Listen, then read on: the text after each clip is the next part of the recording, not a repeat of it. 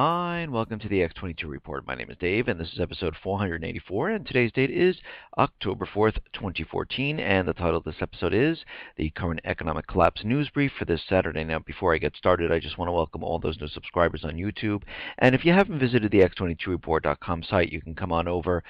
There are many different things on the site. We have the People, which is the forum of like-minded people talking about the economic collapse. It is completely free to join. If you're a little hesitant about joining, no problem. You can read all the posts and you can see what people are talking about and what's going on in the world. And if you'd like to join, you can either use your email address or create a new one and then join up, and you just need a username, a handle which you would like to be called by. You can upload a picture of something to represent you, and you are ready to go, and you can respond to other people's posts. And for those people who have donated, thank you very much. I really do appreciate it. It really helps out keeping the site going, keeping the forum going, and I really appreciate it. I'm very grateful. Thank you very much. Let's get into the economic collapse news. Now, we understand that Greece has been bailed out many, many times, and of course the central bankers have been telling us that Greece is absolutely fine. But what we're starting to see now is that Greece looks like they're heading towards another default, and if they can't fix what is going on here, they're going to default again in 15 months. Greek debt is about to be in default when the country is no longer able to cover its financing needs. This is a problem because even if Greece sells their bonds this year and next, sales will not be enough to cover the net financing needs. So we can see right now they are just swamped with a huge amount of debt, and whatever the central bankers have done has not helped because it wasn't meant to help. It was meant to put all these countries into debt. It was meant to loot all of the countries of pretty much their natural resources, their wealth, and put all the people into poverty. And we can see it throughout Europe. We see Greece, we see Cyprus, we see Portugal, we see France, we see Italy, and it's spreading to the UK, moving to Germany. And again, this debt cannot be sustained. The high unemployment cannot be sustained, and we can see already it is really taking its toll on a lot of countries right now. And here in the United States, we have the illusion, and it's continually moving forward, where the president, the government releasing the manipulated numbers, are trying to convince everyone that everything is just perfectly fine. The stock market, as we saw on Friday, the high-frequency traders, the plunge protection team, really brought the market to all-time new highs, where they just brought it right back up, and this is exactly what they do. Now, it looks like China and Russia, they're going to be signing about 30 different agreements during an annual meeting. Russia and China will ink more than 30 agreements on energy, finance, and high-speed rail cooperation during the annual Russian-Chinese Prime Minister Summit to be held on October 13th. And again, these two nations are becoming closer and closer together, trying to separate themselves from the private Western central bank system. And we can see all the BRIC nations are getting together and removing themselves and becoming dependent on each other rather than the West, because they realize the central bankers are not going to give up until they have war going full steam ahead. Now, I talk about Obamacare quite a bit, and what's very interesting is Obama is giving a speech to the Indiana steel workers, and the people are complaining that the premiums are just too high.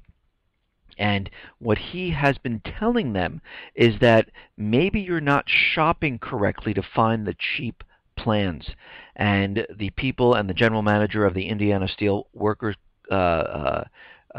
company, they're saying we are seeing almost a double-digit increase in healthcare costs every year. And this health system that you put together, President Obama, is not better. And of course, Obama said, well, healthcare premiums were rising at the slowest rate in 50 years, and that the higher-ups at the Millennium Steel were simply not aware of the options they have in the healthcare market to ensure they are getting the best deal. But you have to listen to what he says. Healthcare premiums were rising at the slowest rate in 50 years. Well, let's just do this. They took the rates and they increased them to a very high level. So now they're at a level which is much, much higher at this point. Now he's looking at the premium saying, look, they're not rising that much at all. And yes, this is very misleading in what he's saying. They already increased the premiums when the Affordable Care Act went out, and now he's saying from that point in time until now, they're really not rising that much. Yeah, because you rose them, you actually increased them before. And again, you're trying to tell me these people don't know how to go onto the system and try to find health insurance? They shouldn't have to search through. They should be presented with inexpensive health insurance. But what we're finding out throughout the entire country, that the premiums have pretty much doubled from their old policies to their new ones. And what we're seeing is that this is not affordable whatsoever. It's not a benefit for the people. And after he said this, he pretty much tried to change the subject completely because he knows exactly what's going on here. The health insurance companies, they wrote the legislation. They're going to benefit. The government thought they were going to benefit with revenue coming in. They all got paid off. And who's taking this health insurance? The people of the United States. And it is absolutely worthless. And how do we know it's worthless? Well, the government officials exempted themselves when Obamacare came out. Why would they do that if it was so great? And if it is so great, when this thing was introduced, they should have all been sitting down in front of a computer showing the people of America how great it is, and they should have taken a policy. But guess what? They decided to keep their own because they know it is not for the people. Now, it looks like the United States is warning Russia. Now we know Russia has been making deals with Zimbabwe with a new platinum mine deal, and the United States has reportedly warned Zimbabwe about its growing economic dealings with Russia after Zimbabwe recently sealed a deal with Moscow worth about $3 billion with this new platinum mine. And Washington is hinting right now that they're going to increase sanctions on Zimbabwe. So we can see the United States government central bankers are pretty much out in the open right now, showing everyone that they don't care about anything that's going on here. All they care about is keeping the status quo and their power. And if anyone decides to cut into their power, they're going to strike back. I mean, look at what they're doing with Yemen, Rwanda, Sudan, Somalia. They released the sanctions, and now they're saying it's okay for these countries to recruit child soldiers as long as they don't let the puppet governments be overthrown. And they will give them the millions and millions of dollars for the cause. So you can see right now they're out there and they're contradicting everything they've been talking about democracy, freedom. No, that's not what it's about. They only care about their bottom line, staying in power, making money, and their true colors are really coming out right now. Now, what we're finding out about these Hong Kong protests is that we understand that Joshua Wong has been taken in by the U.S. government central bankers. He's been pretty much molded to do what he is doing right now, to start riots and protests inside of Hong Kong, to push and destabilize the entire government of Hong Kong. But what we're realizing is that the people who are living in Hong Kong, the residents, are saying, you know what, we are completely against this, and they have clashed with the protesters right now. And of course now the Western media is out there and they're trying to convince everyone that no, these aren't the residents of Hong Kong. What they are paid triad gangsters. Those are the people who are trying to stop the real peaceful protests. But it is absolutely false, fake, and phony. What's really happening is the residents of Hong Kong are stepping out saying, listen, we are completely, and we understand who you people are. You are a U.S.-backed protesting demonstration, and we are going to stop you at this point. We saw the same thing happen in Ukraine, and it is happening in Hong Kong right now.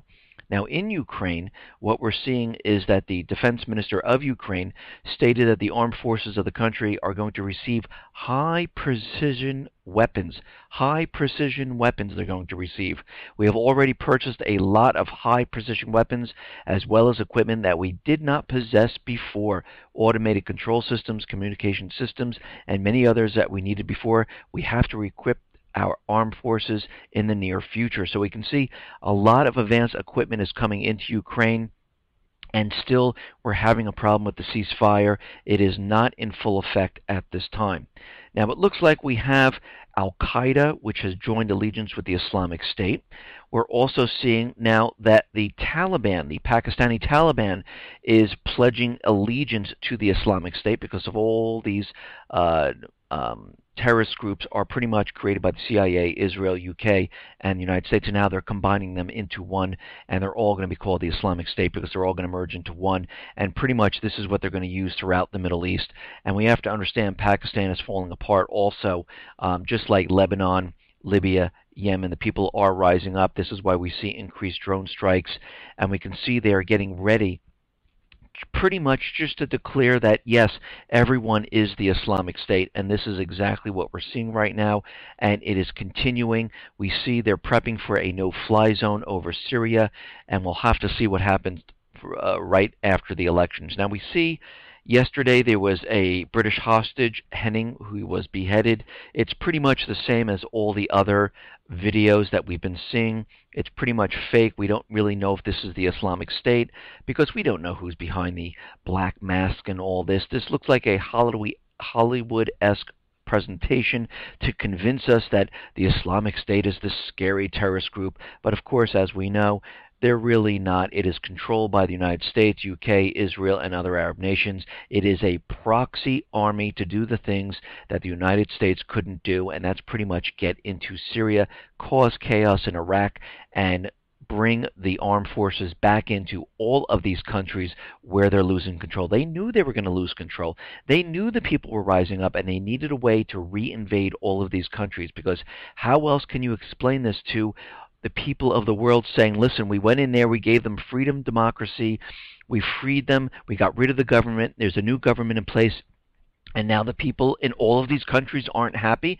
It doesn't make sense. So they have to continually use the term terrorist or warlords now, and they're continually going with this story. Now, there's another story out saying that the U.S.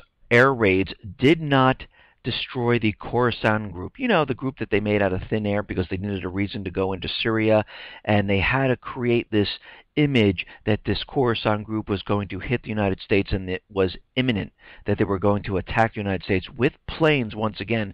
And that brings up the point of MH370 is still missing, and we understand that Israel has a similar identical plane in its hangar.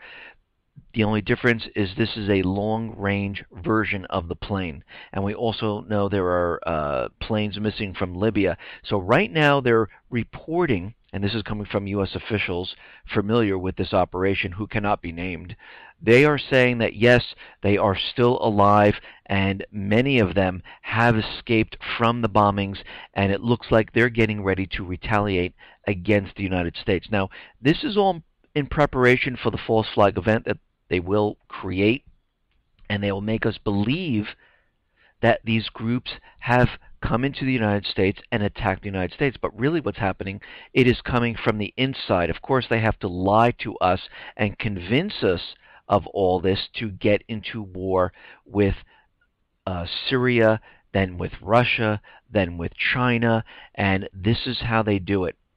Listen, everyone, thanks a lot for listening. Be well, be safe, and especially be prepared. Thanks a lot.